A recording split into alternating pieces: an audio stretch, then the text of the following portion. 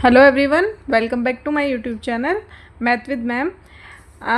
आज का क्वेश्चन मैंने लिया है, एक इक्वेशन दी है जहाँ पर आपको ग्रेटेस्ट इंटीजर फंक्शन भी दिया गया है और फ्रैक्शनल पार्ट फंक्शन भी दिया गया है और आपको एक्स की वैल्यू फाइंड आउट करनी है। इस तरह के क्वेश्चन ज़्यादातर जेई में आते हैं, जेई मेंस एंड एडवांस में। तो आज हम इस क्वेश्चन को सॉल्व करेंगे। इक्वेशन है 1 - 2x = 3 greatest integer function x plus 2 fractional part function x। हमें पता है कि x जो होता है वो ग्रेटेस्ट इंटीजर फंक्शन x और फ्रैक्शनल पार्ट फंक्शन का सम होता है। तो मैं यहाँ पर x की जगह greatest integer function x plus fractional part function लिख सकती हूँ। दोनों को सिंप्लीफाई करेंगे, ग्रेटेस्ट इंटीजर फंक्शन को एक साइड कर लेंगे और फ्रैक्शनल पार्ट फंक्शन को एक साइड कर लेंगे और इस तरह से हम एक इक्वेशन तैयार कर लेंगे और वहाँ पर फ्रैक्शनल पार्ट फंक्शन की वैल्यू फाइंड आउट करेंगे 1 - 5 greatest integer function x/4। Okay, यहाँ से अब हमें x की वैल्यू फाइंड आउट करनी है। कैसे कर सकते हैं? हमें पता है कि जो हमारा फ्रैक्शनल पार्ट फंक्शन होता है वो बिलोंग करता है closed interval 0, 1 open interval.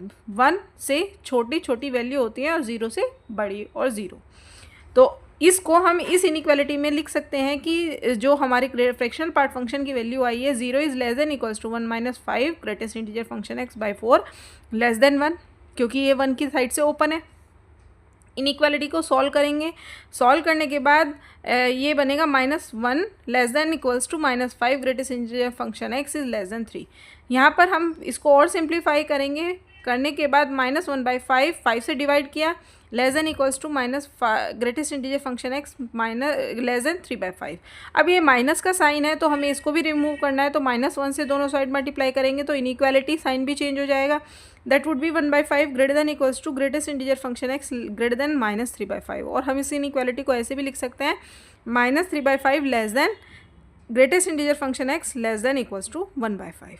Okay, तो हम यहाँ से इस इनइक्वालिटी से एक सॉल्यूशन फाइंड आउट कर सकते हैं कि हमारा जो ग्रेटेस्ट इंटीजर फंक्शन x होगा इस इंटरवल के बीच में उसकी वैल्यू 0 होगी।